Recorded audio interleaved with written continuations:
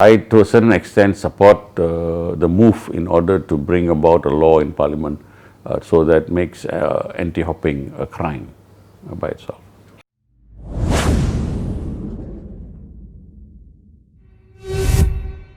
And do you see any political lethargy amongst the population here? Because frog hopping is such a big issue.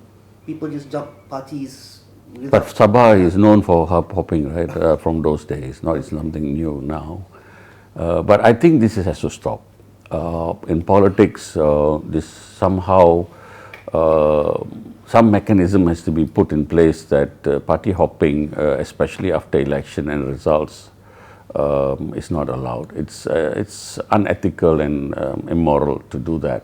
You're taking away the people's views and people's support by doing this. You've been voted on one platform and suddenly you change your platform to another. How do you expect people to react? So on my visits on the ground with our chaluns and all that, I mean, I pity the chalun because he's always being told that don't be a Kathak, that thing comes out very strongly. And so I think they will have to punish these people in this election to show that they don't expect such behavior from elected representatives. You have to stick to your moral values and you have ethics, and you have to be truthful to what you preached and what you cried out in a loud way about slogans and the party that you come from.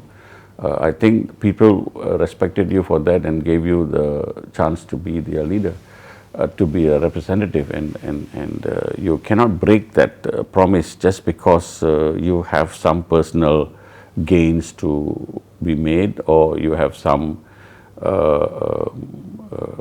problems with leadership. You want to do that, but these are things that politicians have to learn, that when you come into politics, you will be up against these things and you have to face them. And it was stated in Parliament that to prevent this, one of the mechanisms that it could be used is to lock the seats or the constituencies to the party rather than the representative or the candidate. Do you think it's a good mechanism to stop this frog hoppers? Well, this discussion has been going on for some time. The last sitting, YB Nazri brought up the issue in Parliament, and I think it is time that we parliamentarians get together across the board, and come up with a very firm law that doesn't allow party hopping. It is possible. We have a lot of mechanisms, we have a lot of examples.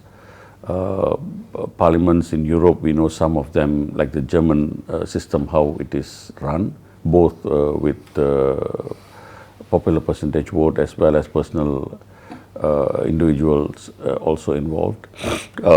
Then the number of percentage of the votes that each party gets, they can get representatives in Parliament. I mean, there are many methods and many ways that you can do this, but basically is whether you want to allow a person midway in the term to party hop and bring about complete change to the management of government. That is something that we will have to discuss, and I to a certain extent support the move in order to bring about a law in Parliament so that makes anti-hopping a crime by itself.